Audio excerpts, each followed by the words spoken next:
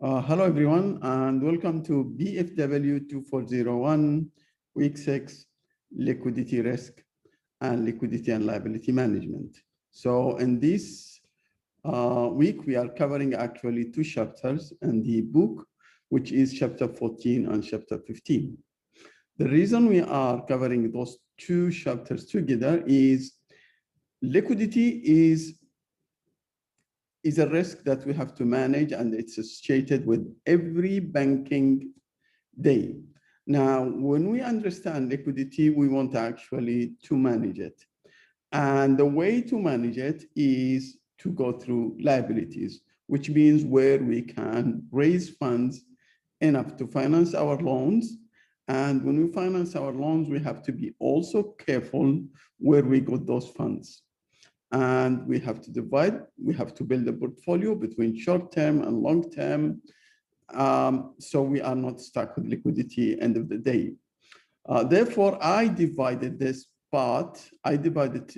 week into two parts, which is part one, which is this part, around 36 slides. I will talk about liquidity, risk.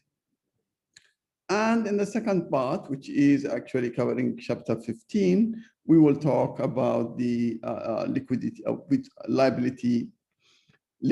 liability management, which means choosing the right liability to finance our assets that will not bring us to any stress and liquidity.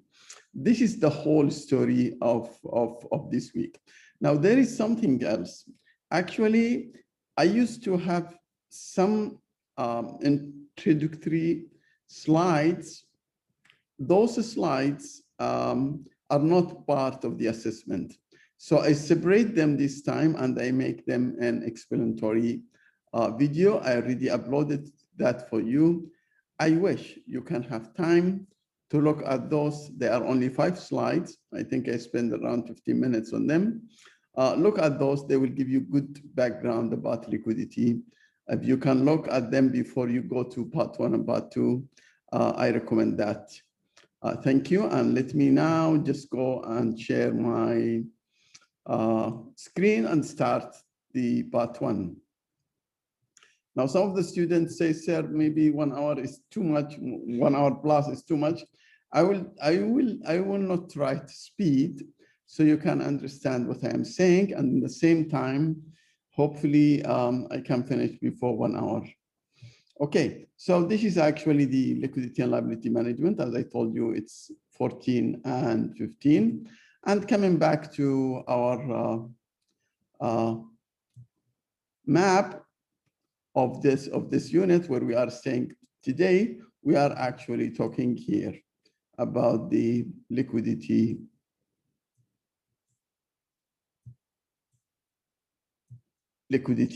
risk.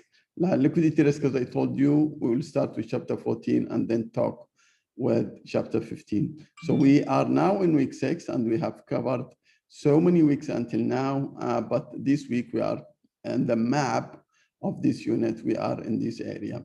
Now let me come to the references, and I think the references are those ones. Please use the book. Book is very interesting, and it has, I cannot bring in the slides everything. So I want you to look at the book and understand what's there. So actually we are now talking about chapter 15, liquidity management, liquidity risk, and liquidity risk. And in chapter 15, we are talking about liability management. Okay, now this is what we are going to do.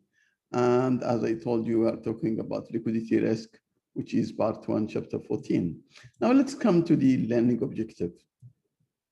Now the learning objective is we want to understand the liquidity risk. We want to understand where this risk actually comes from.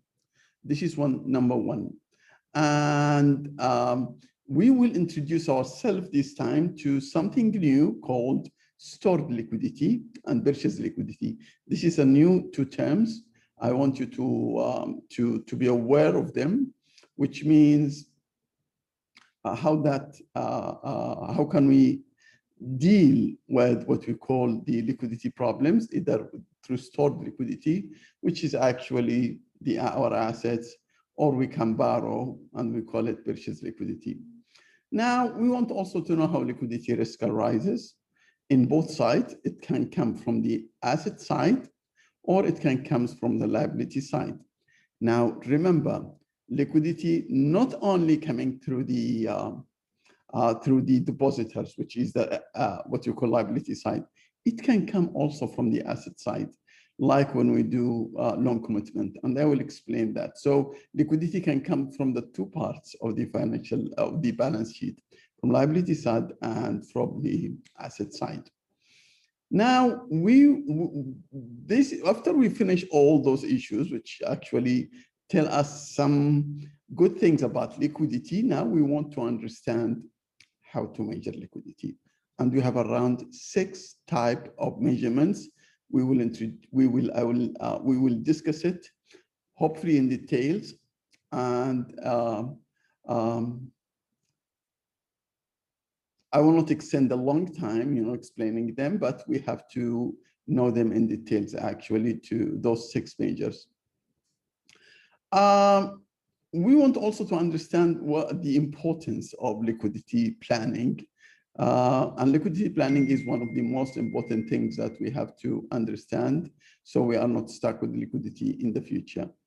We will also expose ourselves to how we are talking about commercial banking, but there are so many financial institutions like insurance companies, life insurance companies, general insurance companies, mutual funds. All of those are actually financial institutions. Do they have liquidity problem? Yes, they do. But is it like banking? It's a little bit different from different, and it comes from different causes. Now, we will introduce ourselves to a new concept also called bank runs. Now, bank runs is one of the most risky thing a bank can have because of liquidity. And when you have a bank run, it's over, it's a liquidation. Now, a bank can be in a very good shape, everything is fine. And when there is a bank run can come through panics or whatever, and through panic, which means the customer, the current base of the customers don't feel good about the bank, and they suspect that the bank is not doing well, and they may lose their money. So everyone run in the same time to get their money. And the bank, of course, don't have all those deposits, all those demand deposits ready to pay them. So in this case, he cannot satisfy all those withdrawals, and then there will be a bankruptcy. Now, we will also talk, the regulators are very worried about this, what we call financial stability, which is the stability of the banks. So they have also their tools other than regulations. Other than the regulations, they have some other tools to help the financial institutions manage their liquidities and actually deal with the liquidity in the market in general. As I told you, we also talk about life insurance, liquidity in life insurance companies, general insurance, and managed fund. Now, having said that, let me tell you that this is my agenda, and hopefully we will talk, this is the introduction actually. We'll talk about the causes of liquidity, liquidity risk in financial institutions, and we'll talk about the liquidity in other financial institutions, and we'll just summarize. Now, let me come here to say this is an introduction. So liquidity risk is a normal aspect of everyday management of financial institutions. You are working in banks, there is always, in every banking day, there is people who come deposit their money, and we call this deposit additions. And there are some people who come and withdraw their money, and we call it deposit withdrawals. This is just the asset, the liability side. But also we have some other liquidity issues happening during the day. There is loan commitment. There is people who come with withdraw because we promised them before that we will provide some facilities like line credits. Line credits is just type of facilities we give to our customers, allow them to withdraw funds whenever they like. So it has a limit. And also the loan commitment, it's a promise that we will pay loans in the future. And this according to contracts, and we have to satisfy those contracts. So this is coming from the asset side. So as you can see in every day, so many things happening. People withdraw monies, people deposit money, and so on and so forth. Now, depository institutions actually, are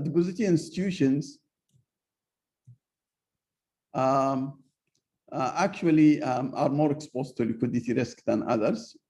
When we say depository institutions, this is type of financial institutions like commercial banks, insurance companies, life insurance companies, where people always withdraw or deposit money. In extreme case, liquidity risk can threaten the solvency of the financial institutions. And this is, as I told you, if there is a bank run. And this bank run, we will keep talking about it during those 36 slides until we know it at the end. There is 2 slides explaining what we mean exactly by bank run and how it comes. But simply, it's just when all cohort of the customer base decides to come and withdraw their money in one time, in one single day, or in one single week.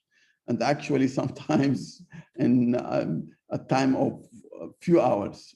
So they will, just queue up in front of the banks or the ATM machines or the online to withdraw their money, and bank cannot satisfy. So this is why we say it can bring you to solvency.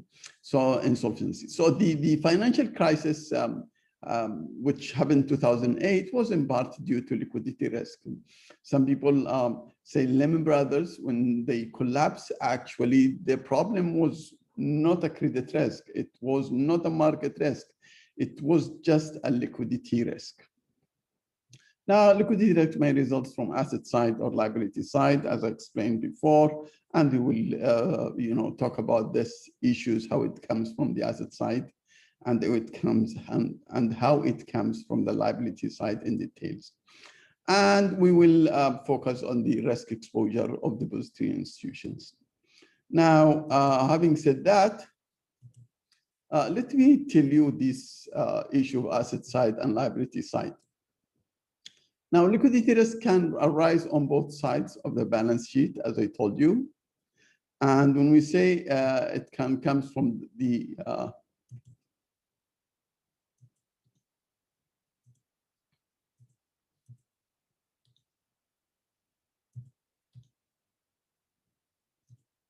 when we say it can come from the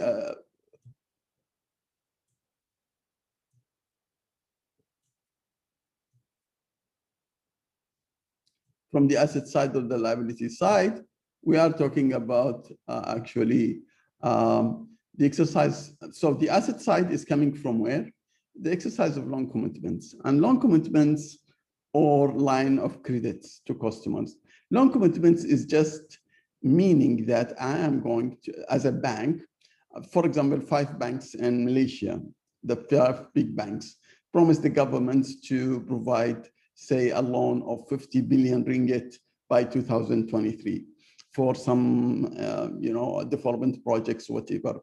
So this collective of banks have to prepare, if they divide this money around them and every bank take 10 billion ringgits, now you have to prepare the money by that time. This, for example, a loan to the government, but that can apply to customers. And this is a contract. You don't pay on time, you are breaching the contract. So this is when we say it comes from the loan, it comes from the asset side. So the loan is an asset and you have to pay it. It's not like a loan. For example, banks can give loans, but if they don't have liquidity, they can just disclaim those loans and say, okay, we don't have, or we don't approve any applications.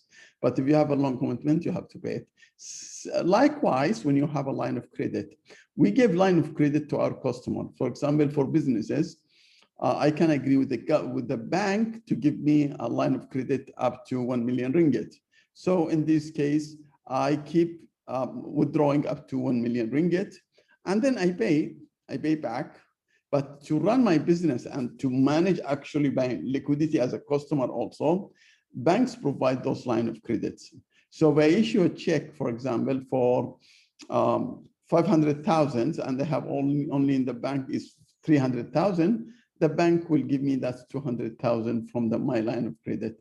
So my line of credit is up to 1 million, which is over withdraw beyond our my balance or outstanding balance. And therefore this is also coming through contract, and I have to comply with that. Now, it can come also from the changes of the value of investment securities. This is what liquidity can do.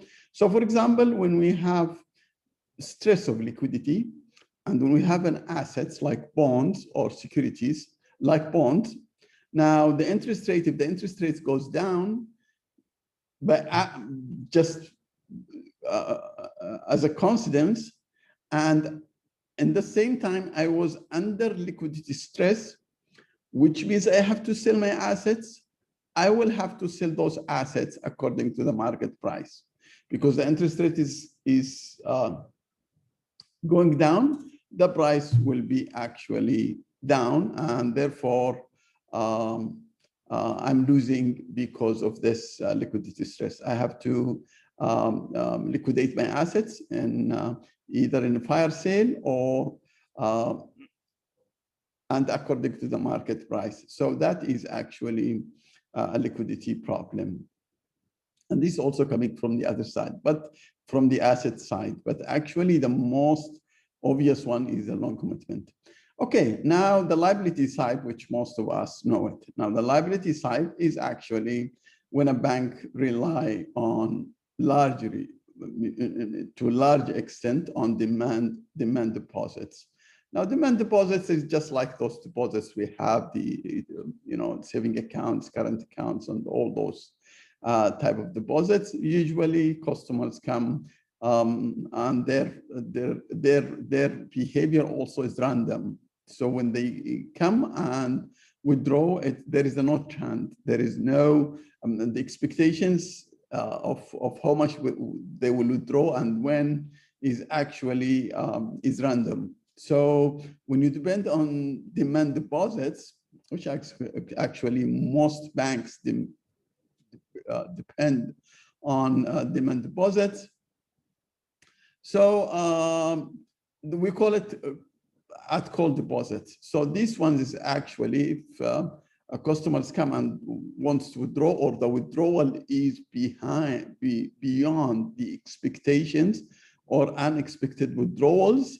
So in this case, that will bring us to liquidity risk coming from the liability side, which is actually the deposit. Now there is one point here. We have demand deposit, but we have something called core deposits. Now, core deposits is a very interesting issue in banks, which means it's that type of my and your deposit, and also we are talking about businesses that will take long time, will stay in the bank for a long time. Say, for example, a huge company like Sunway, or talk about any other company. So if they have this, their saving account or saving account, they don't have saving accounts, they have current accounts actually. They use it for all those withdrawals. If they keep usually 50 million or 40 million, now their cash is coming and going. Now they don't withdraw that money until it becomes zero. Their balance cannot be zero. There will be always 10 billion ringgit, 5 billion ringgit, maybe 20 billion ringgit. This is the core of deposits that will not be withdrawing. It will come to that extent, and then they will add it up. They will top it up. It's like when you take your money from your parents, your stipend or your allowance, monthly allowance. You don't spend until zero. Usually, they will say something like 70 ringgit. 80 ringgit, maybe 100 ringgit by end of the month. and they come and top it up, or maybe you save a little bit and you don't withdraw. That part of the money, which is 100 ringgit, which you don't withdraw at all, you don't bring your account to zero, that one is actually a core deposit. Now, liquidity risk, you can manage your liquidity risk through many things. You can manage it through what we call purchase liquidity. Now, this is the term which I wanted you actually to know. What do we mean by purchase liquidity? Purchase liquidity is just borrowing. Now, liquidity can be purchased in financial markets, so you can borrow it actually from competitor banks and other institution investors. So this is the interbank borrowing. You can manage the liability side, preserve asset side of the balance sheet. So actually, when you purchase liquidity or you borrow, you don't deal with your assets. You don't sell your securities. You don't use your cash. There is a demand for deposits. For example, you expect around 50 million withdrawals for the next week, whatever. So in this case, you go and borrow 50 million. You don't use your cash, or you don't liquidate your securities. Borrowed funds are actually are likely to be at higher rates than interest paid on deposit, that is funds to be borrowed at market rates, which means when we borrow, actually it costs us a lot. It costs us more than when we receive deposits. Now, purchase liquidity management allows us to increase the overall balance sheet. This is, I will show you when we manage this. Now I will give you two examples. I will show you when we do purchase liquidity, how the balance sheet actually will increase. Now we have another term called stored liquidity. Now, stored liquidity is another interesting issue.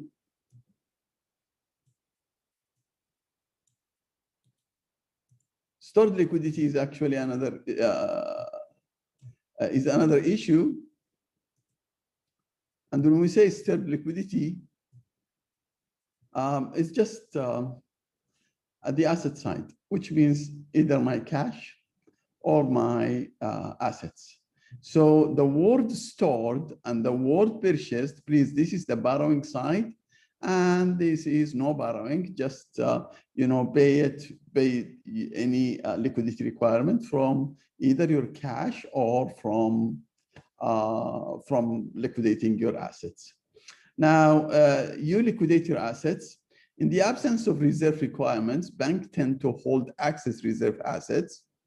That is more than 6% of total assets held in the form of cash. So you hold those, this is what you usually need, between 6%. Actually, 6 to 10% would be okay, but you hold more than that, and that one actually use it for unexpected withdrawals. Now, downside of excess cash is actually opportunity cost reserve. What do we mean by this? The downside of it, yes, you can have more liquidity beyond the 6%, but actually you're not using it. It's just you have an opportunity cost, which means you are not receiving any return for that, or even if you receive return, it could be very, very minimal. Okay, so again, when we use the stored liquidity, unlike the purchase liquidity, there will be a decreased size of the balance sheet. When you pay, for example, deposits, the deposits will decrease, and also the asset will decrease. End of the day, the balance sheet will decrease. But in the purchase liquidity, you don't decrease it. Actually, you will, your assets still the same. It's just when you have deposit withdrawal, you go and borrow from somebody else and pay for those deposits. So the liability side goes from one party to the other, but which means the balance sheet is not affected. Now, let me see. This is just a summary, okay? And when we say summary, so we are talking about actually we are talking about the sources of liquidity. And we said it can come because of the large reliance on demand deposits and deposits raised through the other transaction accounts. That one of the risks is we have to, if we are under this stress of liquidity, we should turn our assets in quickly into cash with minimum loss, but we will be introduced to something called fire sale. Now, fire sale, to tell you what is it from now, fire sale is when you sell your assets less than the market price. Why? Because you are rushing or you need cash in times where you have to liquidate your assets. Now, when you liquidate your assets, if you are rushing, you can sell them under the market price. And if you have those fixed income securities like bonds and the interest rate is going down, you can keep them until the price goes up, but the interest rate goes up and maybe the price, you don't lose a lot on it. But if you liquidate while the interest rate, because of the liquidity risk, because you need liquidity, then actually that fire sale will also bring you to another losses. Now, this is when you sell your assets. But you can also, if you are rushing and you are in need actually for liquidity, so you will go and source for other, maybe interbank, maybe issue certificate of deposits, and all of those actually is higher rates. So you will have a high cost of funds when you borrow. So here you will sell, and you will sell under the market price. We call it fire sale, it's losses. Or you can borrow, but you borrow more than the market, which is another high cost of fund. Now, how we address this liquidity problem, as I told you, we address it through stored liquidity or purchased liquidity. And I think I have talked about it. This is just selling our assets, and this is just borrowing. So please understand by now, what do we mean by stored liquidity and purchased liquidity? To summarize it, liquidity can come from the asset side, from the liability side, which is the deposits, or can come from the asset side, which is loan commitment, for example. This is how they come, and this is the problem associated with it, and how we deal with that liquidity requirements. Either we go and sell our assets under something called stored liquidity, or borrow the market under purchased liquidity. That's the whole story behind this one. Let me give you some examples for the size. I brought those examples to see how the impact on the size of the balance sheet. Look, for example, here, assume we have a hypothetical depository institution, normally hold 9% of assets in cash. As depositor withdraw 5 million in deposits, if we have 5 million withdrawn deposits, the depository institution can meet this directly by running down cash held in treasuries, which means still their cash, or can borrow. We agree on this. And the reduction, if the reduction of the 5 million is meant by 5 million reduction in cash, which is now, this is a liability liquidity. It comes from the liability side, right? It's from the liability side, which is this area, liability side deposits. How did you address it? You address it by selling. And this is case one. Case two, you go and borrow, which is actually in this case. We want to see the purpose of this exercise to see how the how the balance sheet looks like. Look at this one. So this is the before, this area, panel A is before, panel B after.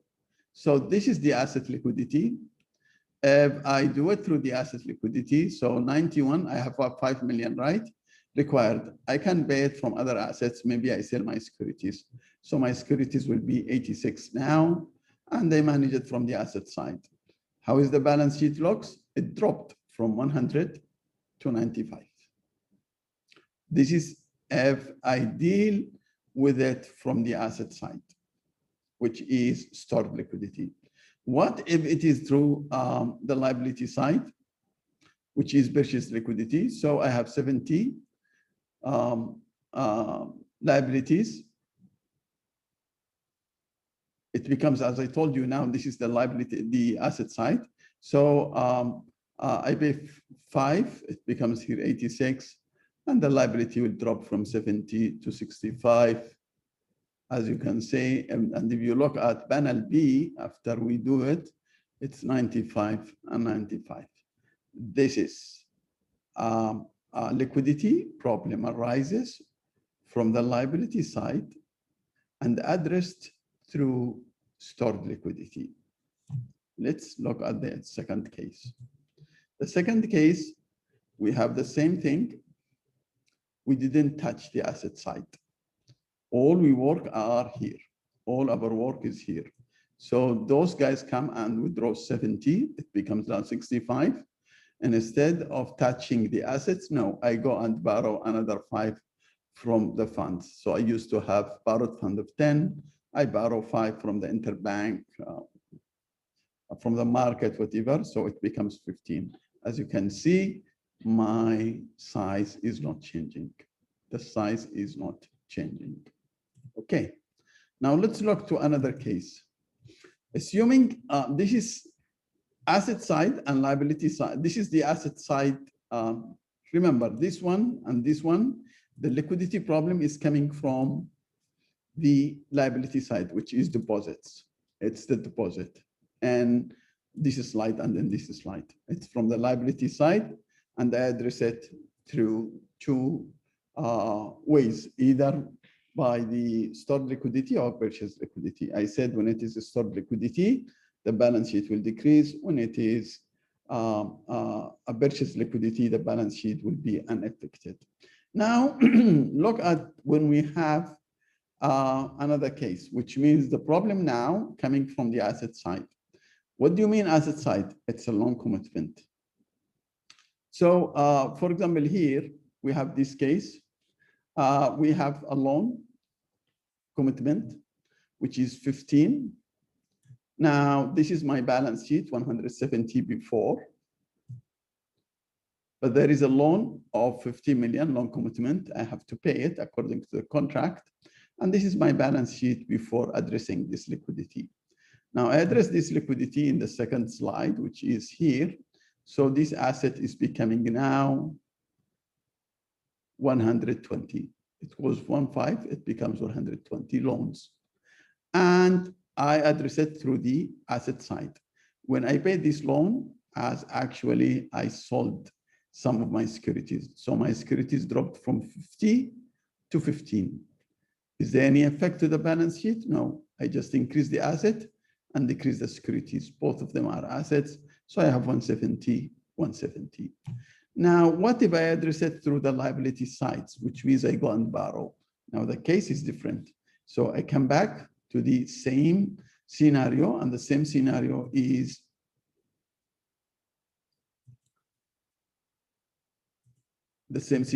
as you can see here. I have this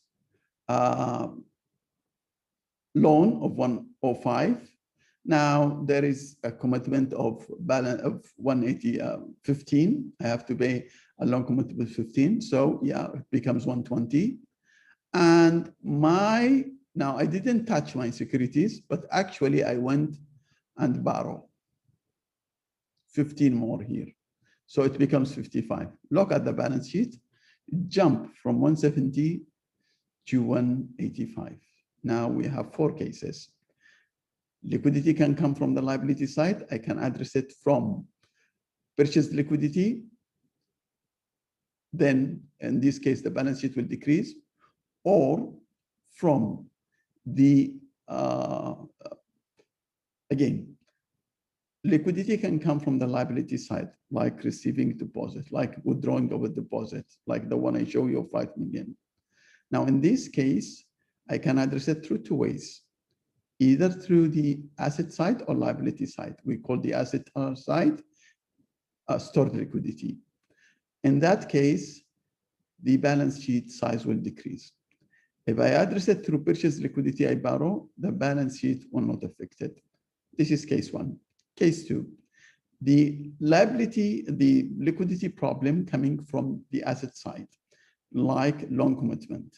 Now I can address it through two ways, either from the asset side, which means I can decrease my securities as I did here, and there will be no effect on the balance sheet, or I can address it through borrowing, which means the liabilities, the purchase liquidity, and in this case, the balance sheet will increase to 185. So we have 4 scenarios, and I want you to be aware of that. I'm done with this. Let me now go to the measurement. Now, the measurement is very interesting, and I actually numbered them. So we have 1 measure, 2 measure, 3 measure. This is the measuring of liquidity, okay? Exposure. So we have 1 measure, 2 measure, 3 measures, 4, 5 measures, and this is the 6th measure. Now we will go over them one by one. One of them called the Net Liquidity Statement. I will give you an example of it, which we have to see. It's just like cash budgeting, which we will see the sources of liquidity in the future and the uses of liquidity. And we will see what is the difference. And if we know the difference in advance, now we can go and check for liquidity. We have to arrange for liquidity from now. Now, the other thing is to see, we don't do any calculation for the uses and the sources of liquidity, but we see how much liquidity our competitors and our peers who are working in the same environment are actually holding. Are they holding like us, around 6 to 7%, or holding 11, 12%? Then in this case, we have to deal whether we are actually, we are over liquid, whether we have, we are holding more liquidity or less liquidity through the peer group ratio comparison, which is actually very straightforward thing. Now, this is actually a new thing, which is the liquidity index. Now, the liquidity index tells us how liquid we are in terms of our holdings, which means when I buy securities from the market, I can borrow from different companies and from different sources. So if I decide to liquidate, how much I will get from those ones? This is a measure of liquidity index, which means when I decide, see, it's a different measure, huh? If I decide to liquidate all my assets, how much I will get from them? 90%, 80%, 70%, 100%. Of course, the more, the better. Then we will go to the next one, which is financing gap. Financing gap is just, will tell us how much the difference between the assets and liabilities, between the loans and the deposits in a certain time in the future. And it will give me that gap. And then I have to add some liquidity assets over it, liquid asset over it. I will explain all of those in details. I'm just explaining here. And then we have the BIS approach. BIS approach means Bank of International Settlement. And this is actually like what we talked about. They do something like stress testing, but they do stress testing for liquidity now. And they will test the bank, and you have to provide, as a bank, you have to provide all those things and see how you manage your liquidity under different scenarios. And then finally, and this is a very comprehensive one called liquidity planning. And liquidity planning, you have to develop a cash budgeting, liquidity requirements based on so many scenarios. We have to look at immediate and liquidity obligation. We have to see seasonal short term. For example, if we are planning for the next year, you have to see what will happen of seasons, like when we have a Christmas, Chinese New Year, Eid al-Fitr, all those things. We have to look at trends. We have also to absorb the status of the economy during, recession, during booming economy. And we have to look at contingent. So as you can see, there are 5 types of issues you have to consider when you develop your this liquidity expectations. Now, as you can see, I make here number 1, number 2, number 3. Now, in the following slides, what I did is, when you see here number 1, that means I am talking about the first measure, which is liquidity, net liquidity position. Now, this is very, very straightforward. We have the sources of liquid. Oh, this should be, I think I have to.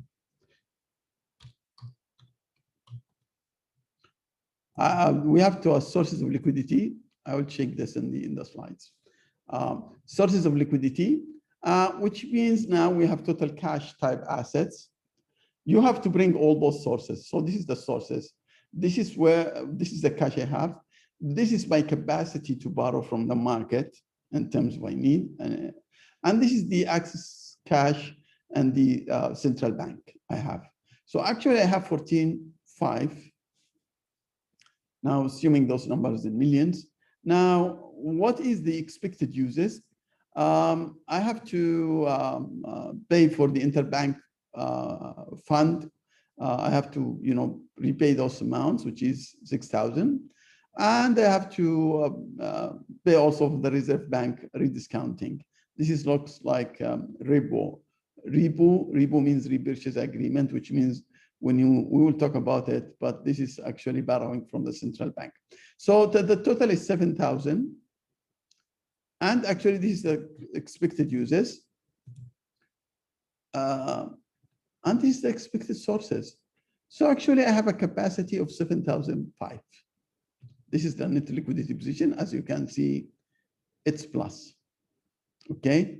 So based on the uses and the sources, I am okay in this stage. I have another example also.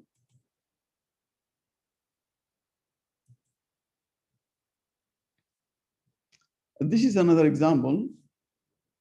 I already run to this example, but this is also the first example. This is also another net liquidity example. Maybe this is a little bit in details because we are talking about asset maturing. And this is, you have to make it in daily basis, monthly basis, and even semi-annual basis. You can make it also in annual basis, but actually we measure liquidity in a very short-term period. So for example, here we have maturing assets, which means loans that will be paid. We have sellable non-maturing assets. These assets we can sell actually. We have access to deposits. We can increase, take from deposits. We can take credit lines. We have, this is the cash inflows. We have ability to make some securitization, sell some of our assets. And this is a daily basis. As you can see, it's 54.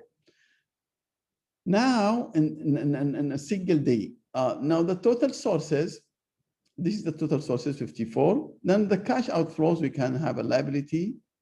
People are withdrawing. We have committed loans. We have cash outflows from anticipated events. So 50 actually, and our sources is 54. We are okay. We are fine actually. This one, assuming you are doing it in daily basis, it will go to the next day, third day. If we are in the last month, this is what will go to the first day in the next month. Assuming this is the last day in the month, so it will go to the next month and we'll start with 50. So this is actually during the month. And this is the withdrawal during the month. And you have the balance from the beginning balance, which is coming from the end of last period. This is exactly like cash budgeting, 46. And if you want, if this is the 5th month, for example, and you go to the 6 months, so this will go here, which is the net funding requirements from last time. We have here, we have sources of 8,650, uses is 7,500. We have 115. So actually you decrease it from the 46, you end up with 1104. So actually this bank also doing well in terms of liquidity. And it seems if he uses all his capacity to withdraw all those, to take all those funds, to take all those uses, it will not really get stuck. Okay. Now, this is, as I told you, number 2, because I'm going here according to this. Now, 1, which is the net liquidity, those 2 examples. Now I'm going to number 2, which is the peer group. Peer group is just to measure and you compare between borrowed fund, use those 2 what you call ratios, and you can actually compare between you and the industry, maybe the average of the 5 banks in the country or whatever. This is actually what we want to talk about. This is the liquidity index, and liquidity index has some calculation. This is the formula of the liquidity index. So actually you are taking the sum of the weights of each asset in your portfolio, portfolio assets that can be liquidated. And you will have, this is the weight, and this is, you will have the immediate sale price, and you will have their price or fair price, market price. So if you have here, according to those ones, I have 2 assets, 40% in 1-month treasury bond, and the remaining 60% personal loans. Now, if you liquidate the 30%, which is this one, you will get 98. If you liquidate the other one, you will get 93. So, so if you hear treasury bonds today, if you sell them, you will receive 98 for 100 face value, but it would receive the full face value in maturity in 1 month time.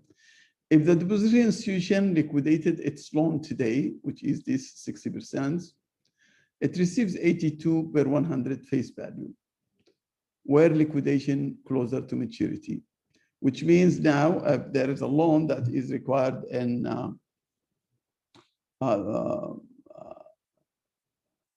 the future and you decided to discount it and sell it now, you will receive 82, okay?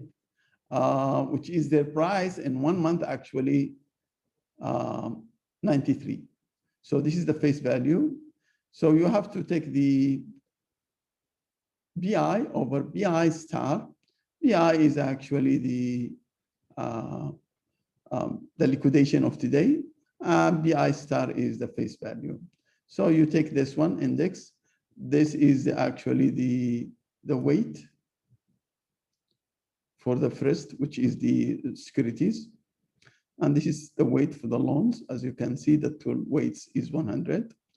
And this is BI star, BI 1, BI star 1, BI 2, BI star 2, and you find it 92. What do we mean by 92%? Means if we are liquidating today, we will get 92% of our face value. Does 95 better? Of course it's better. We are more liquid. 99 is better? Yes.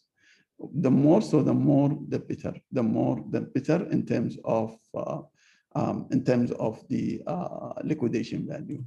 Okay. Now let's go to the number 4, which is, this is very straightforward.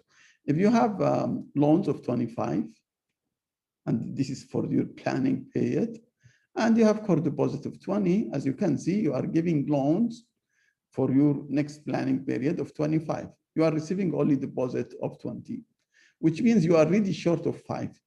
So you have a financing requirement. So I want to know the financing gap. Financing gap is the liquid assets minus the borrowed fund, minus the liquid assets, minus the borrowed funds. So minus 25 plus 20, we have minus 5, which is actually financing gap. Now, is this what I'm going to borrow? No, because it's not enough. I need also some type of liquid assets. So I will give 5. So if I have a liquid assets of 5 needed, I have also to borrow it. So the financing requirement, now 2 terms you have to be aware of: financing gap, which is just the difference between liquid asset and borrowed funds, and what we call the financing requirement, which is this one, the financing gap plus the liquid assets. How much the liquid asset is 5, financing gap is 5. So the financing, now the total requirement is 10. So as I told you, this is we already know it. It's 5.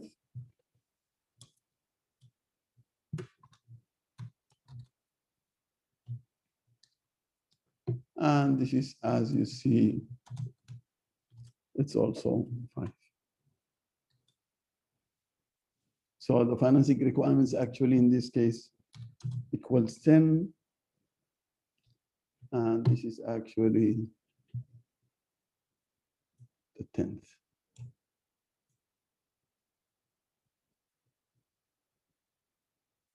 Okay. Now let me go down the normal calculation now. BIS approach, as I told you, BIS stands for Bank of International Settlement.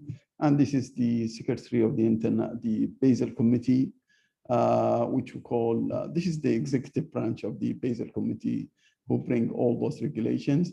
Now Bank of International Settlement is asking banks to provide maturity ladders, which means you have to study the liquidity and say, okay, I have a liquidity stress and I need total 10% of total assets, 15% of total assets, 20% of total assets, okay? You can use it according to withdrawals, or you can use it according to deposits, or you can use it according to total assets. But all those scenarios will tell you, okay, if you have stress now and expected withdrawals of 20% of your deposit, can you do it? So you have to go and look for your sources and see whether you can manage. What if it is 30%? This is what we call liquidity stress testing, as we mentioned earlier, I think, in one of those pre-class activities when we talked about capital, stress testing. This is actually for liquidity. So BIS wants the financial institutions to provide those scenario analysis and see whether they can manage. And of course, this is a measure of your liquidity. Okay, we have also the liquidity planning. Liquidity planning is you have to look at all those issues. You have to see, you have to calculate or you make expectation about your immediate liquidity applications, which means the normal process. And you have to look at the seasonal, and you have to look at the trend, and you have to look at what under different status of the economy, and you have to look at any contingent liquidity needs. Now, I mentioned all of this. So immediate liquidity is just a current contractual and relationship form. A seasonal, for example, when we have Christmas, Chinese New Year, Eid al-Fitr, all of those seasonal ones, we expect high withdrawals during those occasions by the customers. And therefore, we have to be, when we model liquidity, we have to take care of that. So we have to take care of the normal daily withdrawals. If Christmas is coming, or Chinese New Year, or Eid al-Fitr, we have also to look at that. We have to also look at the trends. Maybe the trends is coming, maybe there is an increase actually in the liquidity, or maybe decrease. You don't know, depends on the, I can give you not too many examples, but actually if we have actually a very, very sophisticated payment systems, that will decrease the cash withdrawals, which means it will be just transferred from one customer to customer. Like when we have cashless, what we call cashless economy, like China. I suspect that the liquidity requirement is actually less because money just runs through the banks from one account to another account. Okay.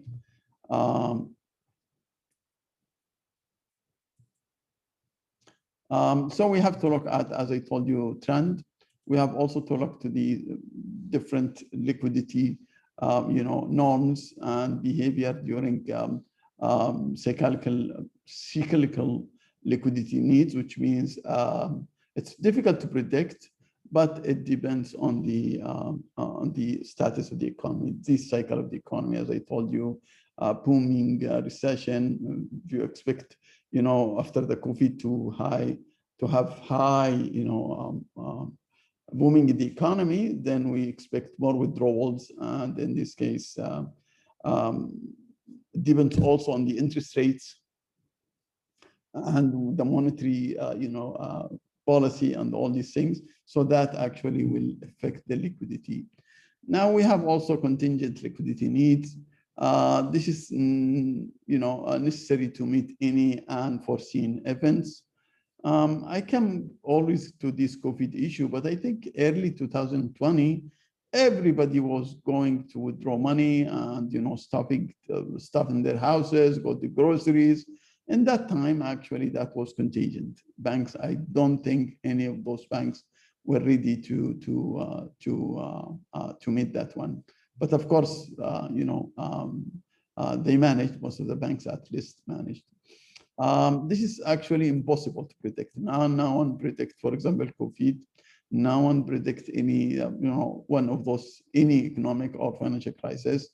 For example, the EBRA, which is the regulator in Australia, requires the deposit institution to hold sufficient liquid asset to meet specific constitutional or crisis situations. Okay. Then we move to another issue. And actually, we are talking about something interesting called bank run. Now, this bank run,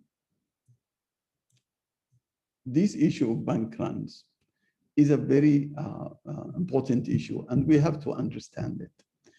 Because if it happens, that means insolvency. And this is the worst thing liquidity problem can produce or cause. So why actually, how this thing happened, how this actually liquidity, how this bank run happened. So we will start with, it's abnormal deposit drains. Now, when we talk about deposit drains, we are talking about this formula. So in a normal daily banking day, you have a deposit drain, which is deposit withdrawals minus deposit additions. Now, we expect this deposit additions, we expect this formula to be minus. Why? Because we need this deposit additions to be higher than deposit drain, or at least zero. But if the deposit withdrawal is high and it's very unexpected, we are talking about 10%, 15%, 20%, then it's actually the problem starts. And when it comes to bank run, nobody is going to deposit, anymore. All of it will be withdrawals. So it's actually, it's abnormal. Abnormal, we are talking about, if the normal is 5% plus or minus, this is the range between 5% less and 5% more. This is the distribution of the deposit drains. And you find this to be, for example, minus 10 or minus 15. This is already some of the causes, and some problem is showing. So the causes is maybe there is concern about the bank's solvency to another bank.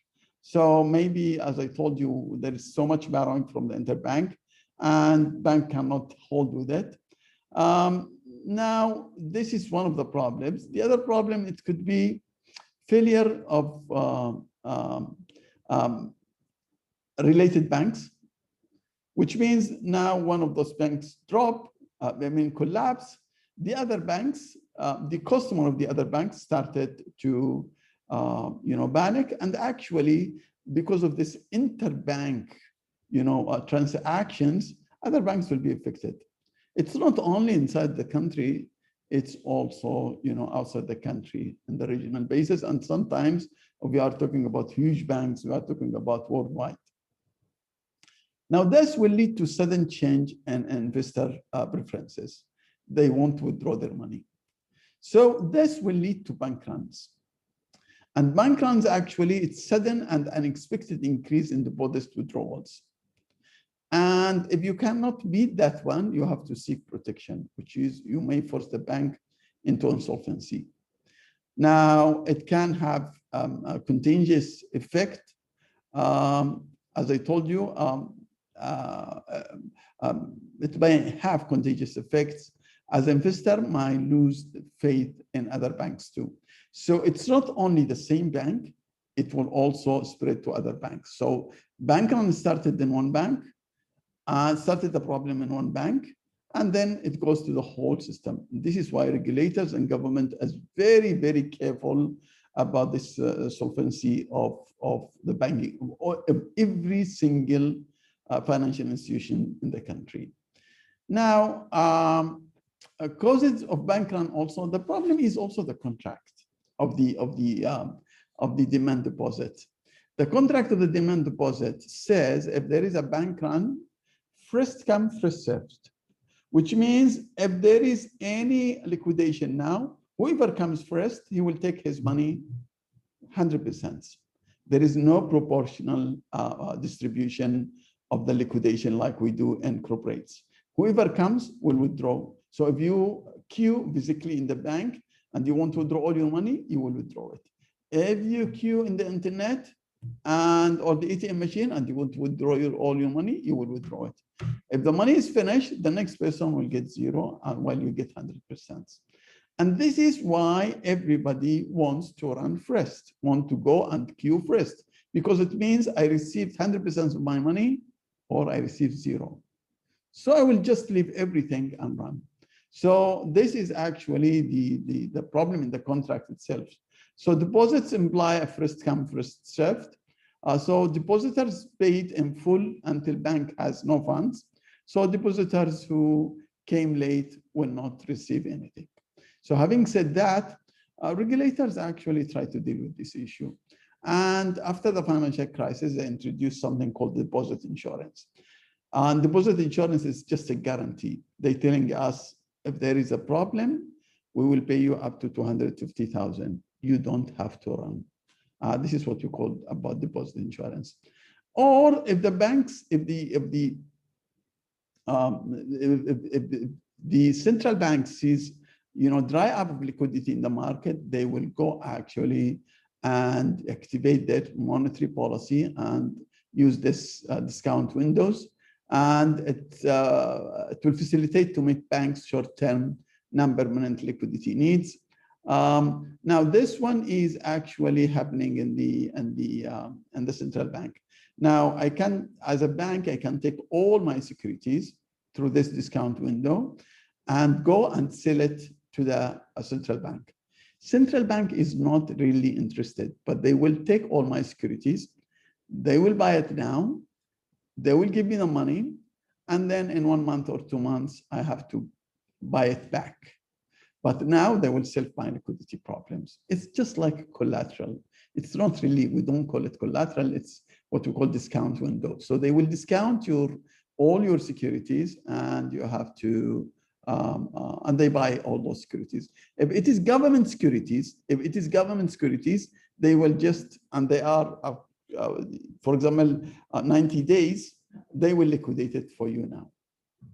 And it will be a discount. If it is government securities, through discount windows, they will actually discount it for you now.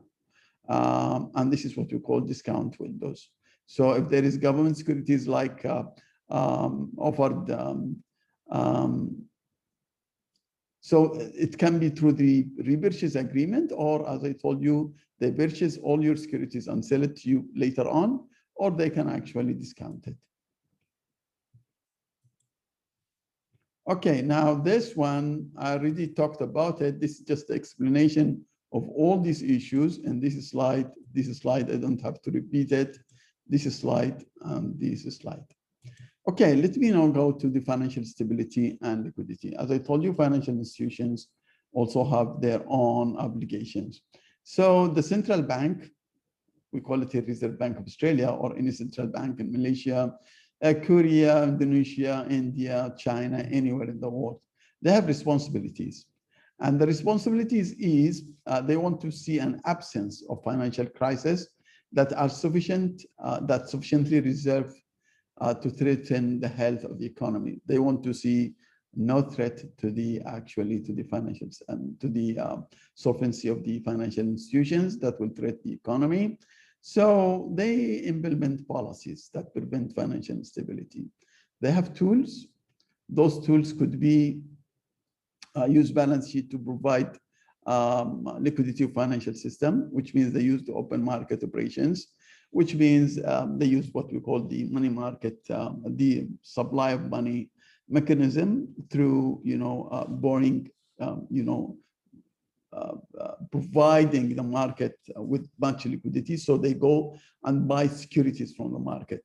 So all those government securities, they go and buy it back and they pay cash. So they increase the cash actually in the banking system and they solve the liquidity in the market in general.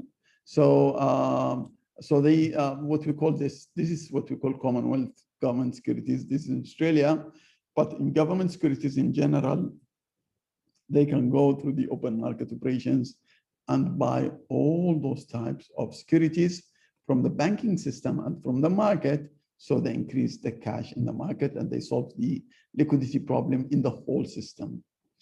Okay, now this is another issue, which is the liquidity in other financial institutions. As we said before, financial institution is not only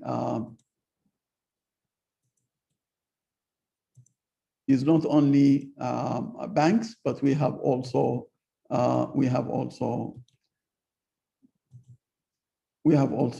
insurance companies, life insurance companies.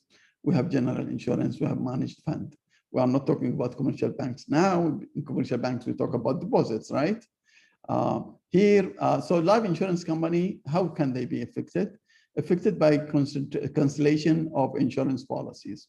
If there is a cancellation of insurance policies, now in this case means there is no premium that will be paid. And in the same time, they have to pay the value of this insurance company, this insurance policy. And if it happens, that will, represent huge withdrawals, and they have to manage for this liquidity. And if it happens all in so many affected the cancellation, now and they have to settle this what we call life insurance, then it will be a big issue. Now, in general insurance, like car insurance and all these things, just policyholders cancel. For example, you have all those policies and nobody is renewing with you. So if you are not renewing, if they're not renewing or they fail to renew their policies, that means they are not going to pay a premium. And if there is in the same time large unexpected claims, and this is well happening with the insurance company reputation started to deteriorate. So in this case, nobody will renew there, or maybe they have many competitors. Then in the same time, they have these current policies. If there is large unexpected claims, like if you have if you have property insurance and you have some type of disaster in the country, tsunamis, fire, earthquakes, whatever, and then there will be high unexpected claims, then that will actually take them, squeeze them in terms of liquidity. So they don't receive money from here, and they have to pay a lot of money here for those claims that come in the same time. Managed funds, we have also the same problems. We have closed funds and open-end funds. And so this is self-fixed. I mean, the way closed funds and open-end funds, if the investors come and want to withdraw them, either we are talking about this type or this type, you have a liquidity problem. What is a closed-end funds? It's that type of funds who sell a fixed number of shares to outside investors. Open-ended funds, they can sell huge numbers of shares in the funds to outside investors. So we will talk about this in the future, but anyways, mutual fund as a financial institution, if the investor decided to withdraw their money, they have to sell and they have to liquidate. Okay, this is about actually, just to mention this, I already talked about it, more explanation. It's the same thing in the boxes here, nothing more. This is life insurance company, general insurance companies, There is recent events that have affected general insurance, bushfires, as I told you, and floods in Australia, earthquake in New Zealand, and you can talk about tsunami in Japan and other places of the world. This is something about the closed funds.